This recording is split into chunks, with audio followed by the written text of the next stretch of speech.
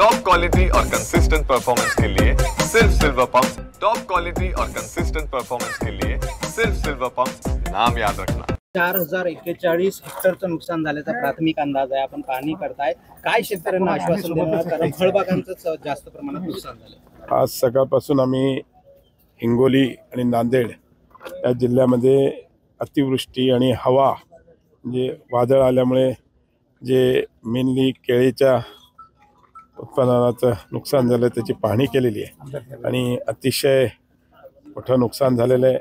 शेतकऱ्यांचं मोठं नुकसान झालेलं आहे, कारण की चांगल्या प्रकारची केळी या नांदेड आणि हिंगोली जिल्ह्यात तयार होतात, जे एक्सपोर्टही होतात। आणि अतिवृष्टी आणि अवकाळी हवा पाणीमुळे हे जे नुकसान झालं नक्कीच यांना भरपाई मिळाली पाहिजे।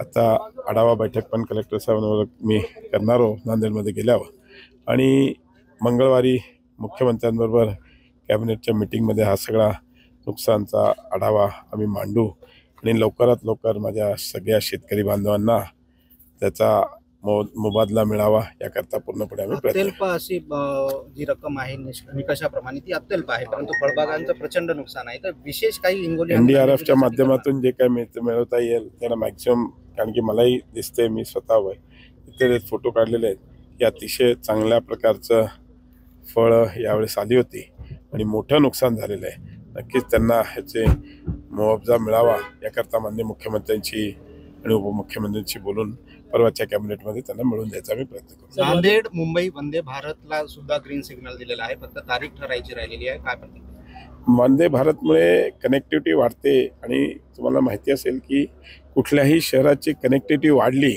की ते शहर ऑटोमॅटिकली डेव्हलप होते आणि त्या पद्धतीनेच या वंदे भारतची नांदेडशी कनेक्टिव्हिटी झाल्यामुळे नांदेड शहराला नागरिकांना नक्कीच त्याचा फायदा होईल। समृद्धी महामार्गाला जो नांदेड जालना मार्ग जोडला जाणार आहे तो कुठेतरी रखडलेला आहे। नाही, त्याचं काम चालू आहे, थोडंसं स्लो आहे, पण आम्ही त्याच्यामध्ये मुख्यमंत्र्यांनी त्याचा आढावा बैठक घेतली होती आणि त्या बैठकीमध्ये त्यांनी म्हणजे डिपार्टमेंटला आणि इव्हन कॉन्ट्रॅक्टरना थोडंसं वॉर्निंग दिली आहे की जर तुम्ही नाही केलं तर तुम्हाला ब्लॅकलिस्ट करू, त्याच्यामुळे तो लवकर होईल। कारण की तुम्ही बघत असाल सगळे समृद्धी असेल किंवा कुठलाही मार्ग असेल त्याच्यासाठी माननीय देवेंद्रजी फडणवीस साहेब अतिशय त्याच्यामध्ये लक्ष घालतात आणि एकनाथ शिंदे साहेब पण, कारण की MSRDC आणि हे सगळे त्यांच्याकडे डिपार्टमेंट असल्यामुळे नेहमी त्याच्या आढावा बैठक घेऊन त्याच्यासाठी विशेष निधी उपलब्ध करून ते रस्ते पूर्ण तयार करतात। वादळी वाऱ्यापूर्वी केळीला 2200 रुपये भाव होता, मात्र नुकसान झाल्यानंतर 1000 ते 1200 आलं। सांगितलं ना, त्यांचं जे शेतकऱ्यांचं नुकसान झालंय ते नक्कीच त्यांना मुआवजा मिळावा याकरता पूर्णपणे कॅबिनेटच्या मीटिंगमध्ये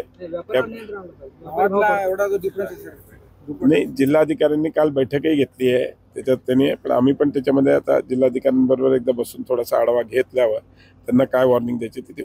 सर, विमान दुर्घटनेनंतर देशात दुखवटा आहे, काँग्रेस सुद्धा दुखवटा पाळते, पण दुसरीकडे भाजप संकल्प से सिद्धी तक कार्यक्रम राबवत आहे। कार्यक्रमाबाबत नाहीये, तुम्ही थोडंसं त्याचा गैरसमज करून घेऊ नका।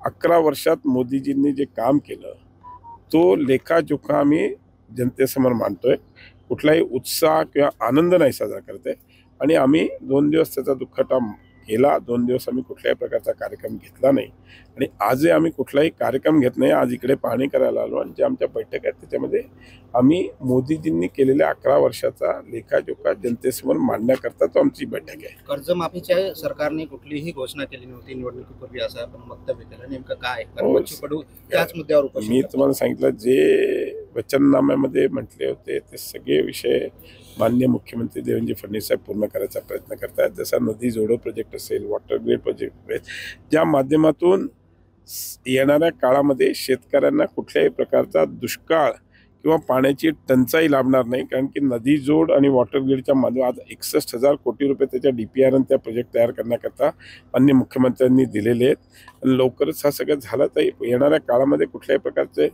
पाण्याची किंवा कुठल्याही प्रकारची टंचाई ग्रामीण भागातील शेतकऱ्यांना लागणार नाही। कर्जमाफी देता येत नसेल, लाडक्या बहिणीला 2100 रुपये देता येत नसतील तर खुर्ची खाली करा, असं हर्षवर्धन सपकाळ यांनी सांगितलं। असं आहे, मला एक गोष्ट सांगा, ते सरकारमध्ये होते त्यांनी काय केलं?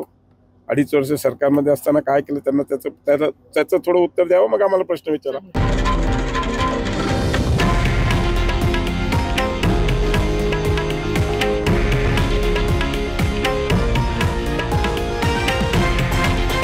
हे आहे देशातील नंबर 1 न्यूज नेटवर्क आणि आपण पाहत आहात TV9 मराठी, एकमेव